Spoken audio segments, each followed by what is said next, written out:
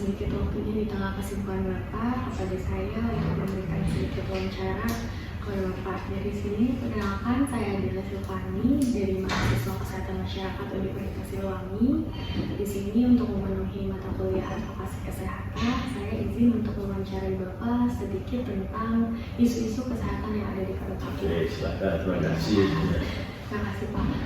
Untuk ini secara gambaran umum boleh diperkenalkan diri Bapak, namanya siapa, biodata dan lain sebagainya. Assalamualaikum warahmatullahi wabarakatuh. Saya Nurdin, hari ini dipercayakan jadi penjabat wali kota Tangerang. Dipercaya sebagai wali kota Tangerang ya Pak ya. Untuk itu langsung masuk aja ke pertanyaannya Pak ya. Izin bertanya Pak, untuk mengenai isu kesehatan yang ada di sini, saya lihat di beberapa berita, di beberapa artikel bahwasannya peningkatan prevalensi kesehatan itu cukup lumayan bagus nih Pak. Mengenai masalah isu stunting itu mulai menurun, terus habis itu banyaknya RSUD atau rumah sakit yang dibuka. Nah, bagaimana sih Pak Bapak sebagai wali kota di sini untuk mendapatkan dan mencapai hal tersebut? Ya, tentu prinsip utama pemerintah daerah itu kan kepala daerah tugasnya menggerakkan semua elemen perangkat daerah, menggerakkan partisipasi masyarakat, dunia usaha sebagai satu kesatuan di dalam mencapai target-target pelayanan kepada masyarakat. Khusus di bidang kesehatan, tentu kita menggerakkan jejaring yang terkait dengan kesehatan, mulai dari rumah sakit, baik rumah sakit milik pemerintah maupun milik swasta. Yang kedua ada puskesmas yang dimiliki oleh pemerintah, kemudian ada klinik ya, yang tentu dimiliki oleh swasta. Kemudian di tingkat masyarakat kita punya juga posyandu. Kita punya lebih dari 1.000 posyandu di Kota Tangerang. Nah, semuanya kita gerakkan sebagai satu kesatuan di dalam mendukung pelayanan kepada masyarakat. Itu nanti akan ada kepala dinas kesehatan beserta jajaran, kemudian ada dinas pemberdayaan perempuan, perlindungan masyarakat, ada dinas sosial, ya, ini bergerak sebagai satu kesatuan. Oke, berarti salah satunya itu faktornya itu kerjasama ya Pak, mulai dari tingkat bawah sampai tingkat teratas, maka mencapai hal tersebut. Nah, untuk pertanyaan selanjutnya nih Pak ya, boleh dijelaskan secara umum nih Pak, program apa saja sih yang sedang berjalan gitu Pak di Kota Tangerang ini? Program-program di bidang kesehatan saya kira cukup banyak ya, semua kita lakukan. Ada program peningkatan kesadaran masyarakat untuk berperilaku hidup sehat melalui gerakan PHBS, kemudian penanganan stunting, ya, kemudian penanganan polio, vaksin, ya. Kemudian ada juga gerakan untuk DBD, ya, pemberantasan sarang nyamuk. Kemudian juga di sekolah itu mempersiapkan anak-anak calon-calon ibu, anak-anak remaja kita dengan pemberian tablet tambah darah. Kemudian ada posyandu remaja, agar anak remaja itu bisa menjaga kesehatannya. Ada posyandu lansia, kemudian ada juga posyandu. Semua ini sebagai bagian dari keseluruhan gerakan kolaboratif kita. Pemerintah menjadi stimulan ya agar kegiatan-kegiatan kesehatan ini bisa berjalan dengan baik. Termasuk juga pemberantasan penyakit menular ya, dan juga penyakit non menular ya, itu juga keren sekali ya Pak, banyak sekali program-program positif yang sedang dijalankan di Kota Tangerang ini. Saya juga merasakan nih Pak, pas lagi ada DBD yang terkena di wilayah saya, langsung pemerintah Kota Tangerang tuh menyemprotkan buat tidak terkena DBD tersebut. Terus ada itu program stunting yang dibuktikan dengan Tangerang ini menurunnya prevalensi stunting. Untuk selanjutnya nih Pak, menurut pandangan Bapak setelah menjabat di sini, apa sih masalah tersulit gitu, masalah kesehatan tersulit yang ditangani di Kota Tangerang ini?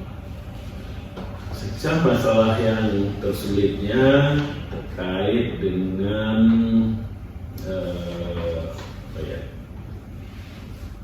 mungkin ODA ya, orang dengan HIV/AIDS ya. Oh iya, benar sekali. Karena tentu banyak persoalan-persoalan di dalamnya. Namun kita punya kader-kader yang siap untuk mendampingi, punya program juga yang terus kita lakukan. Yang prinsip yang sulit itu adalah membiasakan perilaku hidup sehat. Dan kalau yang penyakitnya sendiri tentu bagaimana nanti tim ahli ya dari dokter-dokter melakukan. Perilaku hidup sehat ini menjadi penting, apalagi kita di kota-kota besar. Iya. Jadi kesulitannya itu adalah kalau ada yang masih belum berperilaku hidup sehat. Iya, mulai dari masyarakatnya Iya, sendiri. masyarakatnya sendiri. Nah, kalau dari sisi kita sih sudah mendukung, termasuk menyiapkan ekosistem masyarakat sehat tadi. Iya, benar. Lewat coverage dari BPJS. Kita di Tangerang ini sudah 97% Wah, dari coverage itu.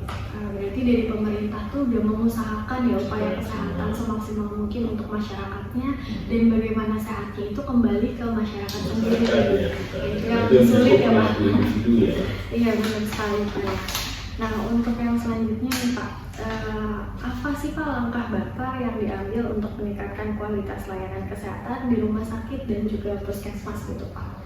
Untuk yang layanan kesehatan milik pemerintah, yang pertama saya terus dorong untuk sarana prasarananya terus di-upgrade. Yang kedua, kompetensi SDM-nya terus kita tingkatkan dengan berbagai pelatihan, termasuk juga memperbaiki sistem remunerasi bagi para tenaga kesehatan yang bekerja di unit-unit layanan kesehatan. Kemudian saya juga lagi dorong untuk nambah jam layanan. Jam layanan? Ya, kalau sekarang kita layanannya sampai jam 1. 1 malam? 1 siang. 1 siang. Itu di puskesmas? Puskesmas saya masih kecuali yang ada ponetnya. Oh iya. Nah, saya mau dorong supaya ada layanannya sampai sore. Oh. Jadi, Karena banyak sekali ya yang belum selesai gitu. Benar sekali sih Pak. Kalau misalnya di puskesmas juga masih banyak antri, atau misalnya sampai jam 1 udah tutup gitu ya Pak, terus tiba-tiba masyarakatnya terkena penyakit dan lain-lain. tapi kalau IGD tetap jalan. Kenapa Pak? Kalau masyarakat yang perlu masuk IGD Oh tetap iya. ada. Tapi saya layanan polinya mau dorong sampai sore, termasuk juga ada klinik spesialis yang praktek sore di rumah sakit ini. Di rumah sakit lagi diusahakan. Wah, terima kasih banyak ya Pak untuk wawancara kali ini, sangat besar sekali bahwasannya ternyata pemerintah Kota Tangerang peduli sekali ya terhadap masalah kesehatan yang ada di Kota Tangerang, dan memaksimalkan semua prospek-prospek mulai dari bawah, puskesmas dan lain sebagainya sampai ke tingkat yang paling atas. Terima kasih banyak Pak. Nah, ada satu lagi. Oh iya, Kita sekarang sedang mengimplementasikan integrasi layanan primer. Layanan primer itu seperti apa tuh Pak? Keseluruhan siklus hidup manusia itu harus dilayani dalam satu kesatuan di tingkat puskesmas membantu. Oh iya. mungkin bahkan karena tinggal di Tangerang Iya. nggak pernah lihat pustu lagi karena pustunya udah jadi puskesmas semua.